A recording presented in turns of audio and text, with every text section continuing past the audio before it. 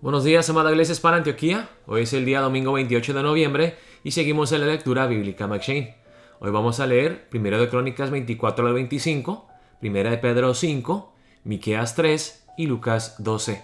La reflexión de Por amor a Dios, volumen 1, viene de 1 de Pedro 5. Uno de los pasajes del Nuevo Testamento que mejor ilustra el ministerio cristiano es 1 de Pedro 5, 1 al 4. El apóstol Pedro se dirige a los ancianos, a quienes también llama obispos y pastores. De hecho, se posiciona a sí mismo como anciano también con ellos, en vez de hablarles en calidad de apóstol. Ahora bien, eso no le impide aludir a uno de los factores que le separa de la mayoría de los otros ancianos. Fue testigo de los padecimientos de Cristo. Pero aún al distinguir su propia experiencia de la de ellos, lo hace de tal manera que en vez de fijar la atención sobre sí mismo, apunta a Cristo y a sus sufrimientos. Exhorta a estos ancianos a cuidar como pastores el rebaño de Dios que está a su cargo. Los pastores dirigen, crían, curan, protegen, disciplinan, alimentan y cuidan de sus ovejas. La tarea incluye la supervisión según la visión de Pedro. Luego añade 3 cláusulas con el formato de no esto sino aquello, y todas resumen el ministerio cristiano de manera reveladora. No por fuerza, sino voluntariamente. Versículo 2. El mero deber jamás será suficiente.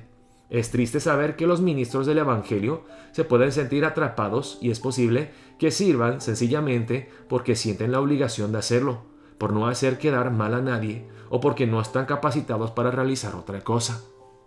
Al llegar a ese punto, es hora de efectuar un cambio en el corazón o salir del ministerio. Tiene que haber una disposición del corazón para servir de esta manera, aun en medio de la desilusión y el sufrimiento, así como nuestro Señor convirtió la voluntad del Padre en la suya propia. No por ambición de dinero, sino con afán de servir. Versículo 2. Este no es un trabajo que gana dinero por hora o por unidad. No es una profesión que se asocia con un nivel económico alto. Desafortunadamente, los evangelistas de la televisión y algunos otros han distorsionado esta imagen. Mientras que algunas iglesias son mezquinas con sus ministros, Señor, tú los mantienes humildes y nosotros los mantenemos pobres. Estos responden a veces con un craso materialismo que resulta igual de impropio. En los mejores casos, la iglesia es constantemente generosa y los ministros le dan poca importancia a las posesiones materiales. Los pastores deben estar motivados principalmente por un deseo de servir.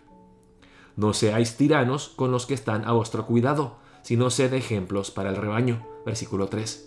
Aquí se nos presenta un estilo de liderazgo que debería descartar del ministerio a todos los sedientos de poder, aunque tristemente a veces personas de este tipo llegan a ocupar posiciones de las cuales deberían ser excluidas.